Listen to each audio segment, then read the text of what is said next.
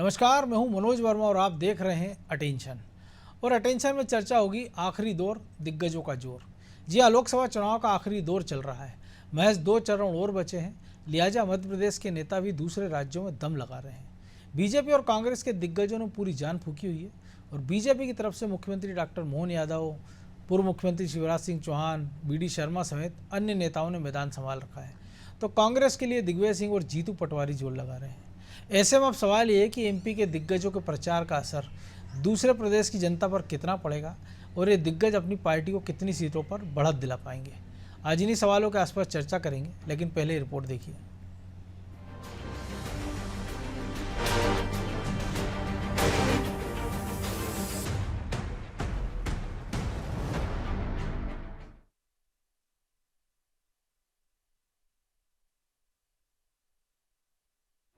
दो चरणों का चुनावी शोर, मध्य प्रदेश के दिग्गज लगा रहे जोर।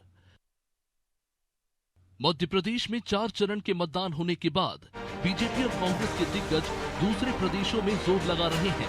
बीजेपी के प्रमुख नेताओं में CM डॉक्टर मोहन यादव, पूर्व CM शिवराज सिंह चौहान, प्रदेश अध्यक्ष BD शर्मा की सबसे ज्यादा डिमांड है। मुख्यमंत्री डॉक्टर मोहन यादव तो उत्तर प्रदेश, दिल्ली, महाराष्ट्र और बिहार के दौरे लगातार कर रहे हैं। एक दिन में 2 से 3 सभाओं के अलावा रोड शो करने में वो व्यस्त हैं। वहीं पूर्व मुख्यमंत्री शिवराज सिंह चौहान को पार्टी ने पश्चिम बंगाल और दिल्ली सहित देश के अन्य राज्यों में उतारा हुआ है। इतना ही नहीं, पार्टी के प्रदेश अध्यक्ष BD शर्मा ने भी राज्य के बाहर उम्मीदवारों के समर्थन में प्रचार किया और अब बीजेपी दावा कर रही है कि जनता मोदीमय हो गई है। उत्तर प्रदेश में लोकसभा चुनाव मतदान समाप्त होने के बाद भारतीय जनता पार्टी के तमाम वरिष्ठ नेता, चाहे मुख्यमंत्री मोहन यादव जी हों, प्रदेश अध्यक्ष BD शर्मा जी हों, पूर्व मुख्यमंत्री शिवराज जी हों एवं अन्य तमाम नेता देश के विभिन्न हिस्सों में प्रचार प्रसार कर रहे हैं और सभी लोग जी जान से मेहनत कर रहे हैं मिशन 400 पार और मोदी जी को फिर से प्रधानमंत्री बनाने के लिए। दूसरी तरफ कांग्रेस के नेता घरों में AC में बैठ के आराम कर रहे हैं, बैठकें कर रहे हैं। यही भारतीय जनता पार्टी और कांग्रेस में अंतर है। इस चुनाव में कांग्रेस पार्टी समाप्ति की तरफ है। कांग्रेस के भी कई नेता दूसरे राज्यों में पार्टी के उम्मीदवारों के समर्थन में प्रचार कर रहे हैं। सबसे ज्यादा सक्रिय पूर्व मुख्यमंत्री दिग्विजय सिंह है और वो उत्तर प्रदेश, बिहार के अलावा अन्य राज्यों में उम्मीदवारों के समर्थन में जनसभाएं कर रहे हैं। तो कांग्रेस प्रदेश अध्यक्ष जीतू पटवारी को पार्टी आला कमान ने पंजाब के होशियारपुर लोकसभा क्षेत्र का स्पेशल ऑब्जर्वर नियुक्त किया है। अब दूसरे प्रदेश में MP कांग्रेस नेता कितना असर जनता पर छोड़ेंगे, इस पर कांग्रेस का क्या तर्क है वो जान लीजिए। मांग है उनकी, क्योंकि मध्य प्रदेश में निर्वाचन संपन्न हो गया है और लेकिन देश में अभी ऐसे कई राज्य हैं जहां पर निर्वाचन बाकी है और जो मध्य प्रदेश के हमारे सीनियर लीडर हैं वो राष्ट्रीय स्तर के लीडर हैं।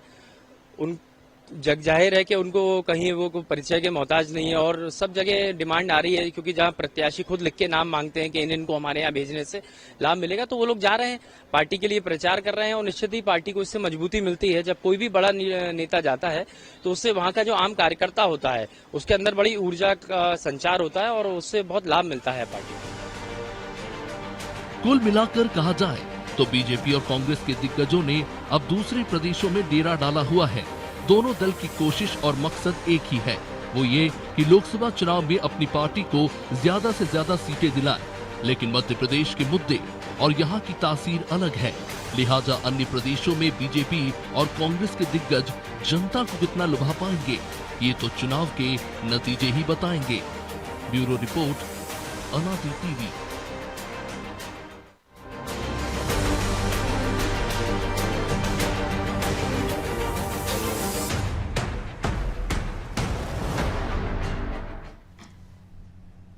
तो इसी पर चर्चा करने के लिए हमारे साथ जुड़ गए हैं वरिष्ठ पत्रकार सुरेश शर्मा और हमारे सहयोगी प्रभु पटेरिया और ब्रजेश चौक से।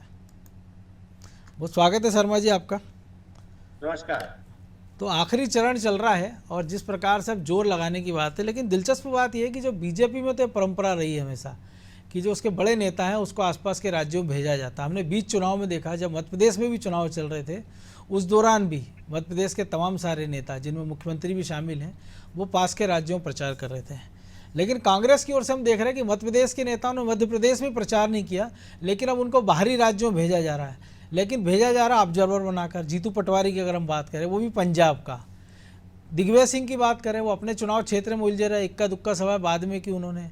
और हम अगर बात करें कमलनाथ की, तो छिंदवाड़ा के बाद जब वो बाहर निकले तो पिपरिया में एक सभा की और एकाधिक सभा की और दिखे ही नहीं वो। तो ऐसे में सवाल यही है कि क्या ये नेता अगर मध्य प्रदेश में जो छाप नहीं छोड़ पा रहे हैं, तो वो क्या दूसरे प्रदेशों में कांग्रेस को कुछ वोट दिला पाएंगे, अगर कांग्रेस के नज़रिए की पहले बात करें? देखिए मनोज जी, क्या है कि सबसे पहली बात तो ये है कि ये जो दिग्गज हैं कांग्रेस पार्टी के, इनकी डिमांड है ही नहीं, एक बात। तो दूसरी बात ये कि जहां भी जा रहे हैं, या तो पर्यवेक्षक बन के जाने का कोई मतलब ही नहीं है। वहां जाकर के आप कार्यकर्ताओं के बीच में क्या करोगे, आप जांच क्या करोगे, वहां क्या देखोगे? और जहां तक दिग्विजय सिंह जी का सवाल है, तो वो बिहार गए, बिहार में उनकी रिलेशनशिप है, तो वहां चले गए वो। लेकिन कहीं भी जाकर के किसी ऐसे राज्य में उनकी जरूरत नहीं है जहां कांग्रेस संघर्ष कर रही हो, जहां कांग्रेस जीतने के लिए जद्दोजहद कर रही हो, वहां इन नेताओं की कोई डिमांड नहीं है। आपने बिल्कुल सही फरमाया, मैं पूरे तौर पर इत्तेफाक रखता हूं कि जो अपने राज्य में कोई इंप्रेशन नहीं डाल सकते, वो दूसरे राज्य में क्या करेंगे। और दिग्विजय सिंह जी जैसा व्यक्ति जो एक जमाने में बड़े प्रभावशाली व्यक्ति रहे हैं, लेकिन उस प्रभाव को उन्होंने हिंदू विरोध की छवि के कारण जो है अपना लगभग खत्म कर लिया उन्होंने। और अब चूंकि ये जो चुनाव है ये अल्पसंख्यक बनाम बहुसंख्यक का है ही, ऐसी स्थिति में दिग्विजय सिंह जी जहां जाएंगे वहां भाजपा के लिए फायदे का ही सौदा बनेगा। इसलिए उनको हाईकमान भेज नहीं रहा ढंग से भी कहीं भी। अब एक दो जगह कहीं चले जाते हैं तो ये तो बताना पड़ता है ना कि मैं राष्ट्रीय नेता हूँ। और जहां तक कमलनाथ जी का प्रश्न है, तो वो तो पहले ही अविश्वसनीय हो गए थे कि वो भाजपा के हैं, कांग्रेस के हैं। और आप देखिए, मैं कल की इनकी बैठक देख रहा था, आज फोटो वोटो भी अखबारों में जारी हुई है। जीतू पटवारी जी को साइड में बैठा रखा था, और ये तीनों जो है खास बड़े लोग जो थे, भंवर जितेंद्र जी और कमलनाथ जी और कांतिलाल भूरिया जी, ये सामने बैठे थे और जीतू पटवारी को साइड में बैठा रखा था। तो इससे ये संदेश जाता है कि इनके अध्यक्ष की कितनी क्षमता और ताकत मानी जा रही है। तो इसलिए अच्छा, भाजपा में आप देख लीजिए, चाहे नड्डा जी को राजनीतिक रूप से भारी भरकम लोगों के बीच में बैठना पड़ता हो, लेकिन बैठते तो बीच में ही है, चाहे फैसला प्रधानमंत्री और अमित शाह लेते हो। बिल्कुल। तो लेकिन औपचारिकता और दिखावे के रूप में तो रहता ही है सब कुछ। तो मुझे ये लगता है कि मध्य प्रदेश में जिन नेताओं की और पहचान पकड़ नहीं है, जनता उनसे जो है इम्प्रेस नहीं होती है, प्रभावित नहीं होती है, वो क्या गुल खिलाएंगे। और मैं आपको एक जरूर साधुवाद देता हूं, आपने बहुत बढ़िया आज के विषय में आपने बाइट ली है। वो तो आज मुझे बाद में मालूम चला कि उपनेता प्रतिपक्ष है तो हेमंत कटारे जी तो पहले जब नियुक्त हुए थे तब मालूम चला था कि आज मालूम चला है।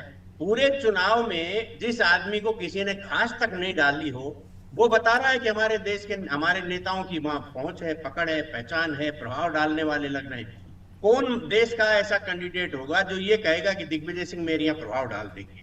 भाई अलीगढ़ जा सकते हैं, वो मुरादाबाद मतलब मुस्लिम बहुल क्षेत्र में चले जाएंगे तो ठीक कुछ लाभ मिल जाएगा, लेकिन बिहार में और वहां बिहार में और उनमें क्या लाभ मिलेगा? दिग्विजय सिंह जी तो वोट ही कटवाएंगे।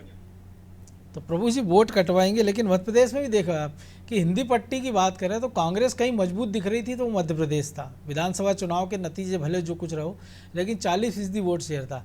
स्टार प्रचारक 40 लोगों की अगर लिस्ट निकाल लें तो एक राहुल गांधी, प्रियंका को छोड़ दें तो कोई बड़ा नेता मध्य प्रदेश में प्रचार करने नहीं आया। खुद उनके प्रभारी यहाँ नहीं आए, और अब वो यहाँ समीक्षा कर रहे हैं और बाकी के नेताओं की ड्यूटी बाकी जगह लगा रहे हैं वो। और दूसरी तरफ हम देख रहे हैं कि बीजेपी की ओर से देख लें कि छोटे से बड़े कार्यकर्ताओं को अलग अलग उसकी जिम्मेदारी सौंपी जा रही है, चाहे वो क्लस्टर के हिसाब से सौंपी जा रही हो, सीट वाइज सौंपी जा रही हो, वार रूम के हिसाब से सौंपी जा रही हो। देखिए मनोज जी, जो आप सवाल कर रहे हैं, निश्चित तौर पर भारतीय जनता पार्टी इस बार के चुनाव में तलवार की धार पे थी। उसने पिछले चुनाव में 29 में से 28 सीटें जीती थी, उसके पहले के चुनाव में 27 सीटें जीती थी। इस बार उन्हें लक्ष्य 29 के 29 जीतने का रखा था। यदि वो 28 से एक सीट भी इस बार कम होती है तो बीजेपी का ग्राफ यहाँ पे गिरा हुआ माना जाएगा। बिल्कुल, बीजेपी के लिए इसलिए मुसीबत थी, इसलिए उन्होंने पूरा जोर लगाया। और बीजेपी ने जो बड़ा लक्ष्य लिया है देश के लिहाज से, 370 सीटें अपने दम पर जीतने का और 400 एनडीए के साथ, तो उस लिहाज से उनको एक एक सीट का महत्व मालूम है, उसके लिए वो कोशिश भी कर रहे हैं, पूरे नेताओं ने जोर लगाया। लेकिन कांग्रेस की यदि हम नेताओं को माने तो वो तो मध्य प्रदेश या दूसरे राज्यों के मामले में भी वो थके हारे पहले से थे, वो हारा हुआ मानकर चल रहे थे। अब तैयारी देखिए ना कांग्रेस की, कांग्रेस के बड़े नेता चुनाव लड़ने से बच रहे थे। होना ये चाहिए था, पहले भी सुरेश शर्मा जी ने चर्चा की, अपन भी चर्चा कर चुके हम लोग भी, कि यदि नकुलनाथ को ही छिंदवाड़ा लड़ाना था तो कमलनाथ महाकौशल की दूसरी सीट जबलपुर से लड़ लेते, होशंगाबाद से लड़ लेते, बालाघाट से लड़ लेते, जहाँ उनका प्रभाव क्षेत्र है, तो 2 सीटें तो निकाल सकते थे वो अकेले कमलनाथ।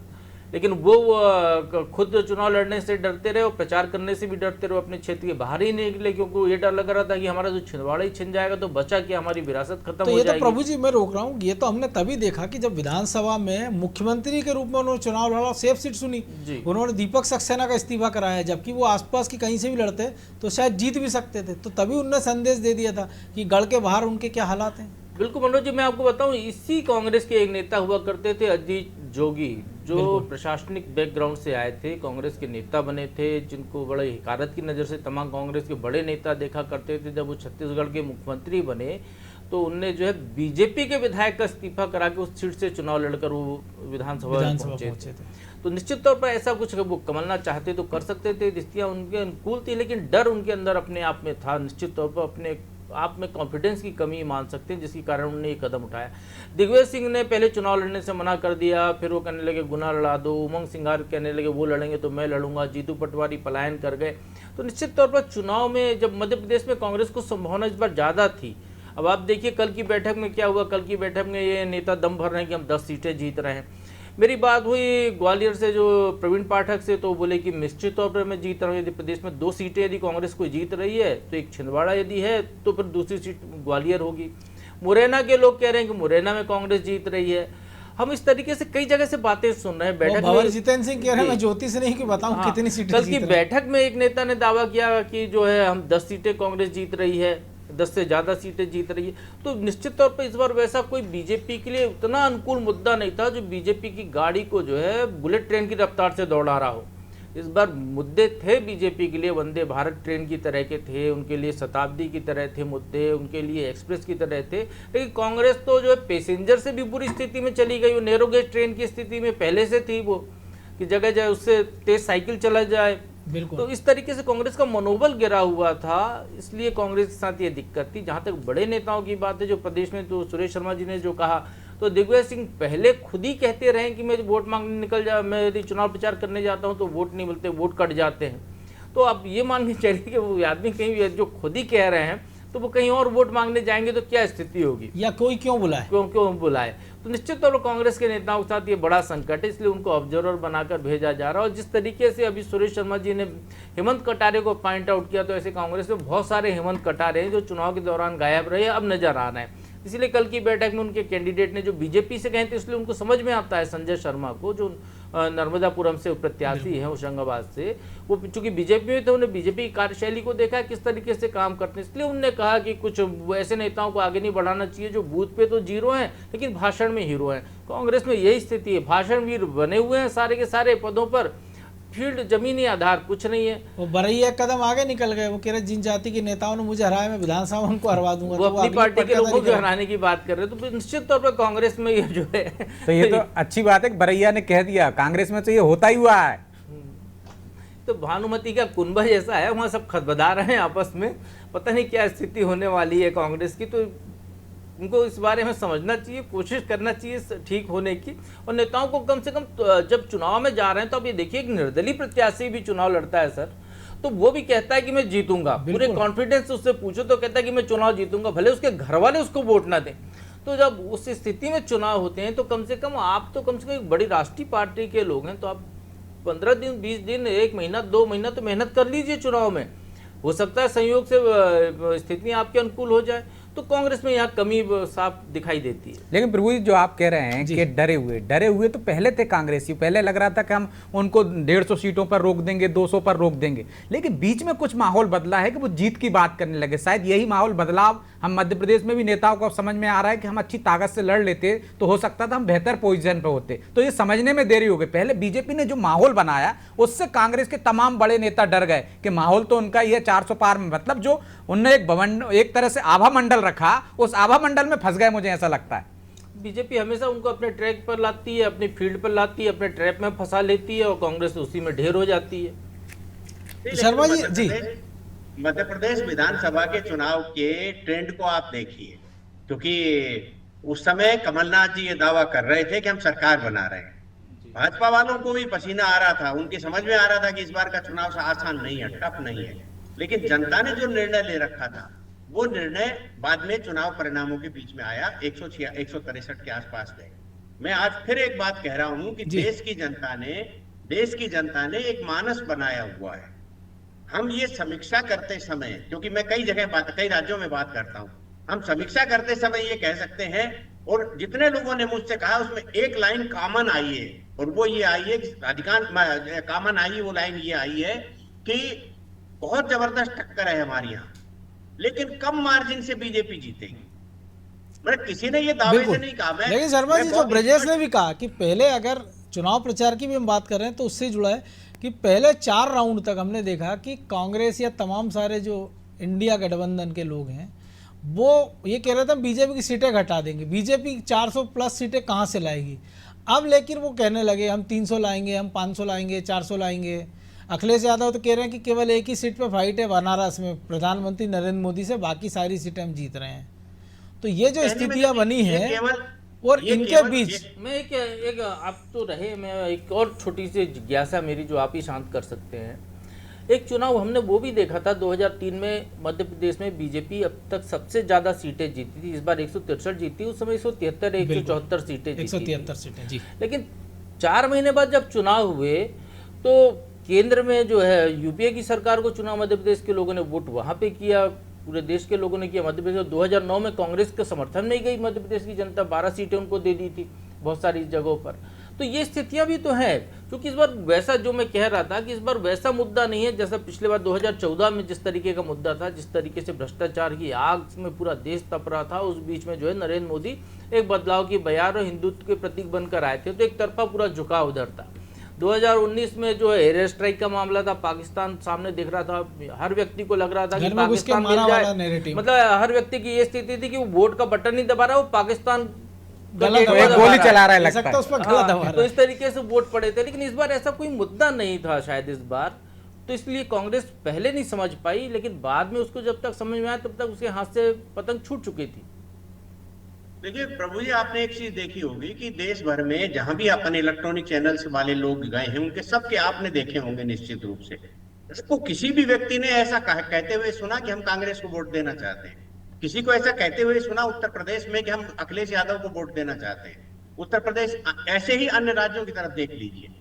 लेकिन 90% लोगों ने ये कहा है कि हम मोदी को वोट देना चाहते हैं। कोई ने भाजपा का नाम नहीं लिया, हम मोदी को वोट देना चाहते हैं। इसका मतलब ये हुआ कि मोदी जो है वो केवल लीडर नहीं है, वो स्ट्रॉन्ग पर्सनैलिटी है, और स्ट्रॉन्ग पर्सनैलिटी के कारण जो है उनके प्रति आकर्षण, एक जमाने में जो इंदिरा जी के प्रति आकर्षण बना होता था कि भाई हमें नहीं मालूम, हम तो इंदिरा जी को जानते हैं। आज ये पोजीशन मोदी जी के बारे में है, लोग मोदी जी को जानते हैं। मोदी जी की जितनी आलोचना कांग्रेस सहित अन्य विपक्षी दल करेंगे, वो उनके बारे में जनता का आकर्षण उतना ही बढ़ेगा, और मोदी जी कोशिश कर रहे हैं कि उनकी आलोचना करें। आपने एक बहुत बढ़िया सवाल उठाया कि उस समय जो है जी, आपने एक बहुत बढ़िया सवाल उठाया है कि जब 2003-4 में बीजेपी को इतनी भारी बहुमत दिया, उस समय वही पोजीशन थी कि किसी को नरेंद्र मोदी नहीं दिख रहा था, कांग्रेस ही दिख रही थी, चाहे गठबंधन वाली दिख रही हो, लेकिन सबको ये समझ में आता था कि यदि हम मिलीजुली सरकार बनवा रहे हैं तो मिलीजुली सरकारों में अटल जी ज्यादा बेहतर है या कांग्रेस के साथ का गठबंधन ज्यादा बेहतर है। तो वहां क्षेत्रीय दलों का प्रभाव था, जिसके कारण क्षेत्रीय दलों ने शक्ति लेकिन उस समय जो है अटल जी का सुशासन भी तो था सामने, लेकिन उसको लोगों ने उतना पसंद नहीं किया। उतना पसंद इसलिए नहीं किया, शाइनिंग इंडिया जो एरोगेंसी उनको दिखी होगी शाइनिंग इंडिया में, जिसका खामियाजा शायद बीजेपी और एनडीए ने भुगता। उसमें केवल जो मैं बहुत स्पष्ट शब्दों में कहूं, ये केवल प्रमोद महाजन जी का फेलियर था। वो क्यों था, मैं बहुत स्पष्ट शब्दों में कहूं ये बात कि प्रमोद महाजन जी जो हैं वो पूरी भाजपा को अपने में समाहित करना चाहते थे। उमा जी के साथ का प्रसंग आपको मालूम है, बाकी चीजें आपको मालूम है, बहुत कहने की आवश्यकता नहीं है। और एक चीज मैं कह करके मेरी बात को वो कहता हूँ, प्रमाणित करता हूँ, वो ये थी कि भाजपा में महासचिव जो है एक पद होता है, सबको मालूम है, लेकिन उन महासचिव का सुपर होता है सेक्रेटरी जनरल। जैसे मैं NUJI में सेक्रेटरी जनरल हूं, तो सेक्रेटरी जनरल बनने के लिए उन्होंने कहा था कि भाजपा के संविधान में संशोधन कर दीजिए और मुझे सेक्रेटरी जनरल घोषित कर दीजिए, यानी जनरल सेक्रेटरीज का भी चीफ। तो वो जो एक इच्छा रहती है ना जिसके अंदर कि मैं कब्जा कर लूं और ऐसा कर लूं, इस मानसिकता के कारण अन्य लोगों का उत्साह कम हुआ।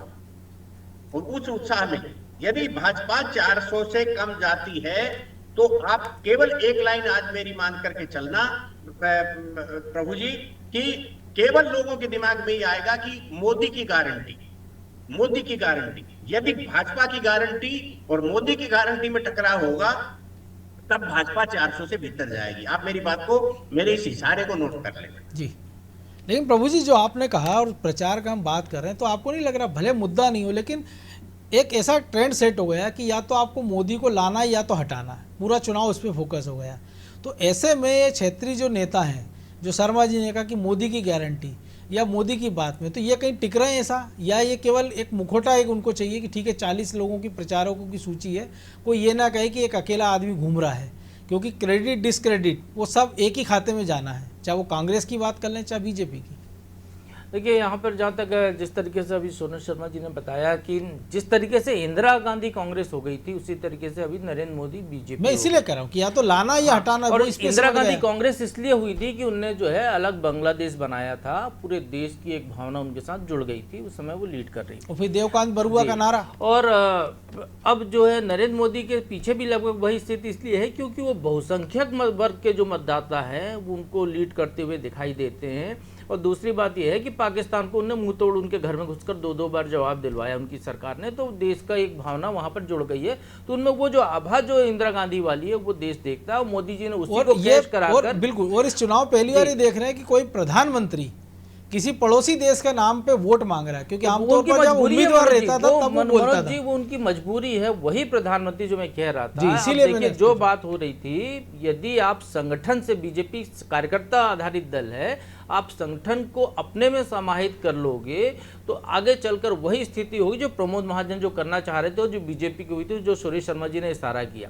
जब तक अभी चल रहा है, हो सकता है अगले चुनाव में हो जाए या हो सकता है उसके अगले चुनाव हो जाए, क्योंकि आप कार्यकर्ता आधारित दल हैं, आप व्यक्ति आधारित दल नहीं है। आप जो है समाजवादी पार्टी नहीं है मुलायम सिंह के नाम पर चले, या आप लालू की राजद नहीं है कि जो लालू के नाम पर चले। आप व्यक्ति आधारित दल नहीं है, आप कार्यकर्ता आधारित दल है। कार्यकर्ता जो है वो अपना वजूद महसूस करता है, जब उसको लगता है कि मेरी आइडेंटिटी खत्म हो गई है तो वो रिबाउंड करता है। वो स्थितियां कभी ना कभी देखने को मिल सकती हैं, लेकिन यहाँ हम देख रहे हैं ना जयललिता के बाद AIDMI का क्या हाल हो रहा है जी। लेकिन यह वैसा ही एक आपको नेतृत्व ऐसा खड़ा करना पड़ेगा जो मोदी जैसा। लेकिन मोदी जी जो है, देखिए मोदी जी बहुत समझदार व्यक्ति हैं, चूंकि वो 14-15 साल संघ के तौर पर प्रचारक के तौर पर घूमे, देश में जनता को समझा उनने, मुख्यमंत्री के तौर पर और प्रधानमंत्री के तौर पर 22 साल का प्रशासनिक जीवन हो गया। वो बहुत समझदार व्यक्ति है। देखिए आप इस 5वें चरण आते आते मोदी जी कहाँ गए?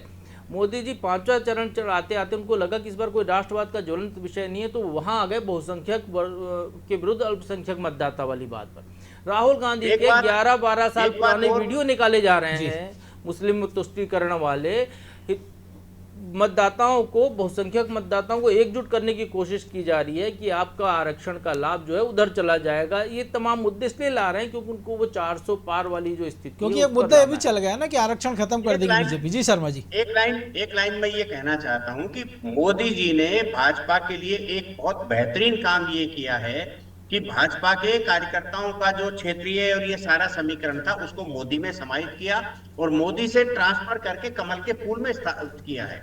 केवल कमल का फूल लेकर के जो प्रचार कर रहे हैं तो कैंडिडेट से महत्वपूर्ण उन्होंने खुद के बाद कमल को, चिन्ह को जो है किया है। ये बहुत बड़ी पॉलिटिक्स है आने वाले समय में। और एक बात बड़ी जबरदस्त है, एक लाइन कि जो इस चुनाव में POK आया है, अगले चुनाव में यदि POK भारत का हिस्सा नहीं हुआ तो डैमेज होगा। इसको आज ही नोट कर लीजिए। जी बढ़िया। चलिए चूंकि समय इतना ही था, बहुत धन्यवाद आपका। तो निश्चित तौर पर आखिरी दौर है, दिग्गज का दौर है, मुद्दे बदलते जा रहे हैं, चेहरे बदलते जा रहे हैं, लेकिन जिस मुद्दों पर चुनाव जा रहा है या राष्ट्रीय स्तर पर जो नेता सक्रिय हैं, तो ऐसे में क्षेत्रीय दल के साथ साथ जो क्षेत्रीय नेता हैं, क्या वो कोई छाप छोड़ पाएंगे? ये तो 4 जून को नतीजे के बाद ही पता चल पाएगा। अटेंशन में आज इतना ही, मुझे दीजिए इजाज़त और आप देखते रहिए अनादि TV। नमस्कार।